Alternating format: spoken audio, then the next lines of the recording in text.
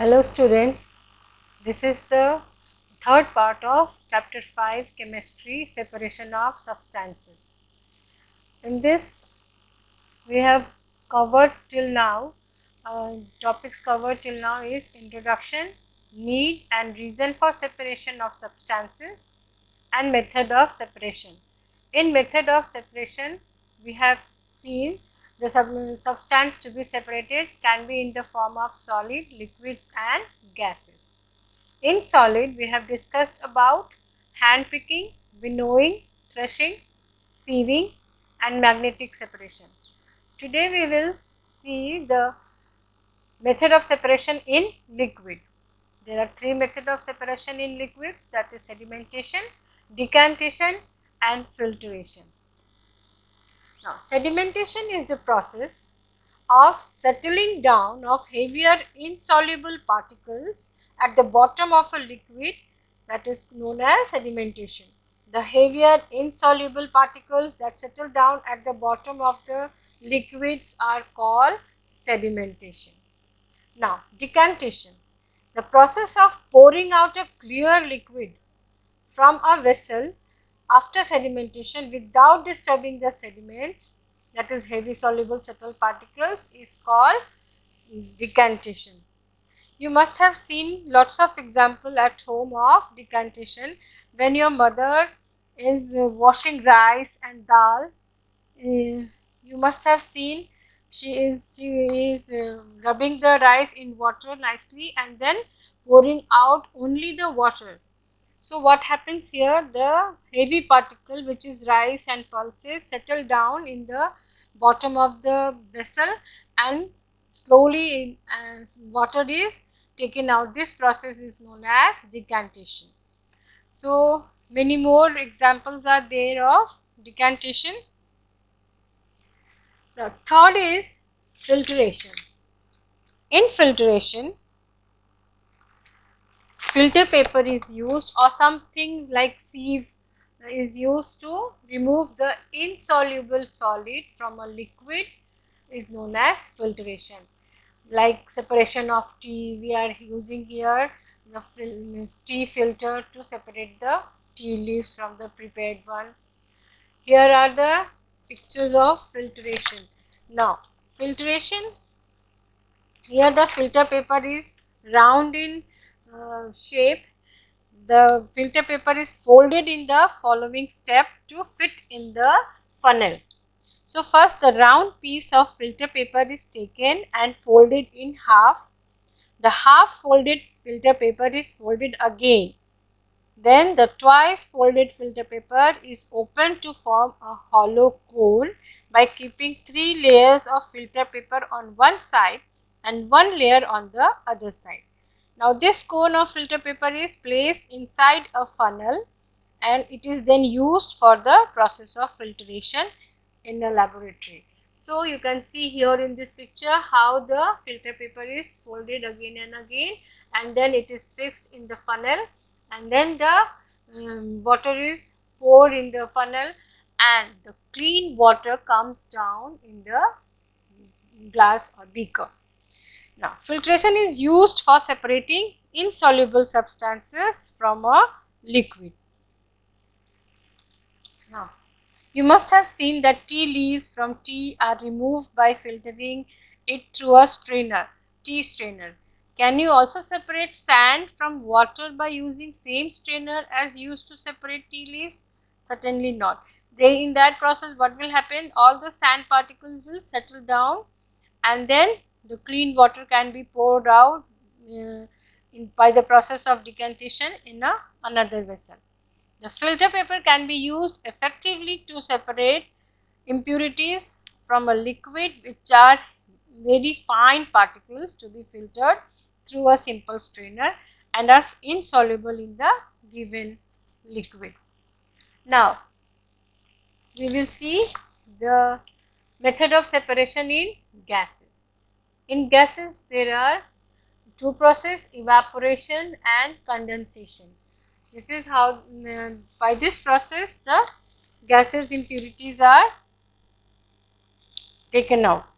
Now, in evaporation, Evaporation is used to obtain a solid substance that has dissolved in water or any other liquid. The dissolved substance is left as a solid residue when all the water has evaporated. The use of process of evaporation for separating a mixture is based on the fact that liquid vaporize easily whereas solid do not vaporize. Though evaporation of a liquid can take place even at room temperature, but it is very slow at room temperature. Evaporation can be made quicker by heating the solution. Like the common salt dissolved in water can be separated by the process of evaporation. In this process, what happened? The sea water is allowed to stand in shallow pits. The water gets heated up by the sun and slowly turns into water vapor through the process of evaporation. In few days, water evaporates completely, leaving behind solid as salts. Common salt is also obtained from this mixture of salt by further purification. Now, the second is condensation. Condensation is the process of conversion of water vapor into liquid on cooling. Is called condensation. So, here we have discussed about the method of separation in liquid and gases. Here are the pictures. You can see how the sea water is collected and it is obtaining salt from sea water. And in the second bottle, you can see when you are taking out bottle from the fridge, many small droplets of water is seen on the outside of the bottle. So, this is the process of condensation. Now, use of more than one method of separation. Sometimes one method is not enough to separate the different substances. In such situations, we need to use more than one method to separate substances. To separate the mixture of sand and salt sedimentation process is used, but to separate salt and water, we need to do decantation. After the decantation process, the water must be evaporated and condensed to separate water and the dissolved salt.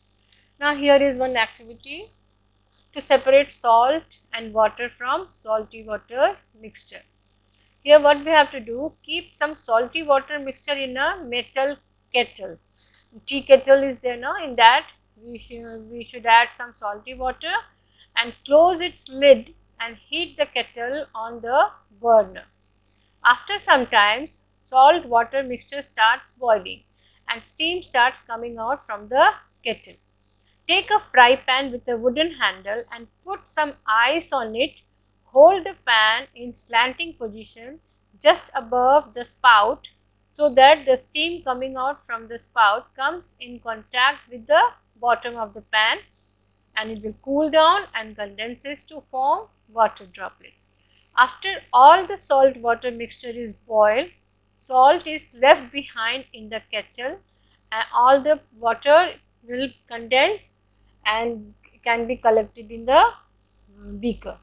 In this way, salt water mixture has separated into salt and water by the process which is known as distillation.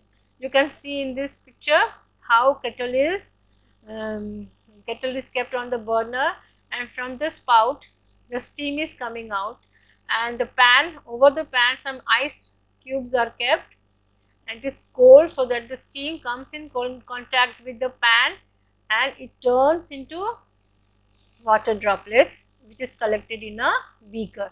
And after boiling, all the water will boil and the salt will be collected in the kettle. This process is known as distillation, and we can get the pure water. No salty water will be there in the beaker because all salt is there in the kettle. Now, solubility of substances in water. A solution of a soluble substance which can dissolve more than one substance, the substances at a given temperature is called saturated substance. Suppose we are taking a half glass of water and keeping adding sugar, 10 to 12 spoons of sugar in it, what will happen after sometimes sugar will not dissolve in it, in the water. Why? Because the water become very much saturated. Now no more sugar can be added in that glass. But if we are increasing the heat, if we are putting the glass or that vessel on this heat burner, then what will happen? Some more spoon of sugar can be added. So saturation point increases with the increase in temperature. Water dissolve different amount of soluble substances in it. Now churning, process of separating the constituents of a liquid by moving it vigorously is called churning. Example, separation of butter from curd. In this picture, you can see the churning process. You must have seen it at your home or at your village somewhere, that how from the milk curd the butter is being removed by churning the stand but which is kept over it. So this is all about the chapters or separation of substances. Now question and answer will be, and activities will be done in next part of the video. Till then, bye. Have a good time.